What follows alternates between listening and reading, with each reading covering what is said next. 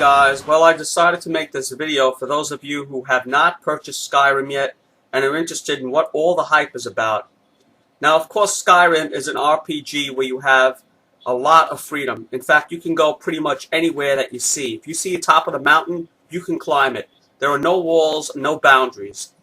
But besides all the quests you can do, the main quests, all the guilds you can join up, all the people you can talk to, all the books you can read, did I leave anything out? Yeah, I'm sure I did. Besides all that, you can also do a whole variety of things in town, and there's just amazing variety. For instance, you can actually cook in this game. If you come across food items such as lettuce and cabbage and tomatoes and carrots and onions and bread, you can actually make stews and soups and a whole variety of other foods. Now you're probably saying to yourself, why would you want to make food out of food? Well, the reason is, if you make a stew or you make more complicated food items, it will increase your health much more than eating the separate items by themselves. So if you eat bread, yeah, you will get a little bit of health back, but if you make like a souffle, you'll get much more health eating the souffle or the vegetable soup than eating the items like onions and bread and leeks by themselves, if that makes sense. So cooking is a very big area of the game, and you could spend literally hours just picking up items from tables and collecting them and making all sorts of recipes. So that's one area that you can actually spend a lot of time on. And this is not even including the quests and all the caves and stuff. Now, another area I want to touch upon is leather. You can actually make leather and leather strips. Now, throughout the game, you're going to be coming across a whole variety of creatures, some friendly, some not so friendly. You'll come across bunnies and deer, but you'll also come across these ferocious bears and wolves, lots of wolves. So when you kill these creatures, when you're going to have to kill them, you could take their hide. Now, once you have their hide, you can go back into town and use those hides, those skins, on a tanning rack. You'll see the tanning rack, you'll walk up to it, and you start using that tanning rack and make leather and leather strips. So you take these leather strips once they're made, and you can actually forge them into materials.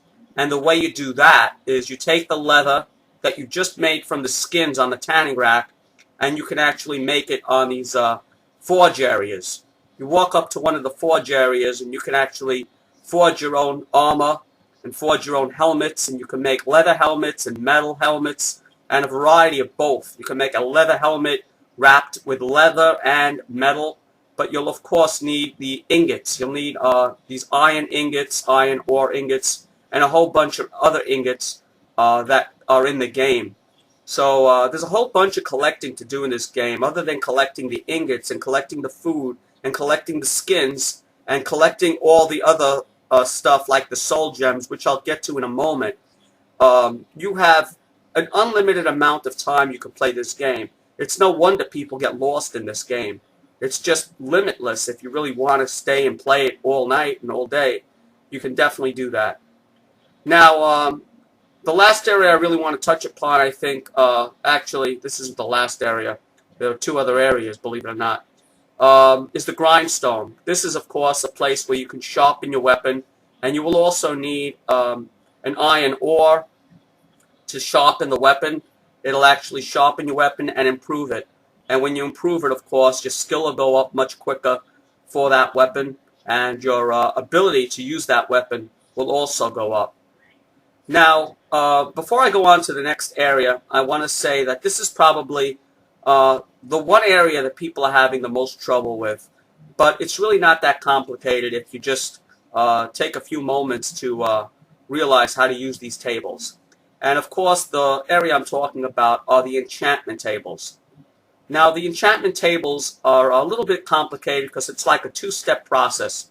You walk up to one of these enchantment tables, and you'll have a weapon that's enchanted, and you have to disenchant it first, okay? And take that enchantment and put it with an item, okay? Let's say it's a dagger, okay? You have a dagger, and you have the enchantment from the weapon that you just disenchanted, and then you need a soul gem. Now, soul gems can be found in the world, all around the world. The problem is you need them filled. they usually come empty. And to fill a soul gem with a soul, you need to kill an enemy.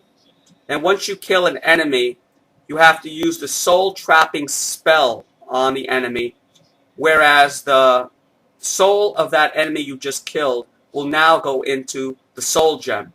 You then take that soul gem that you just filled with that enemy's soul, and you take this to the enchantment table, and you can then take the filled soul gem, the item that you chose, such as a dagger, and the enchantment that you just that you got from the disenchantment, and you can put it all together and craft a new, enchanted weapon.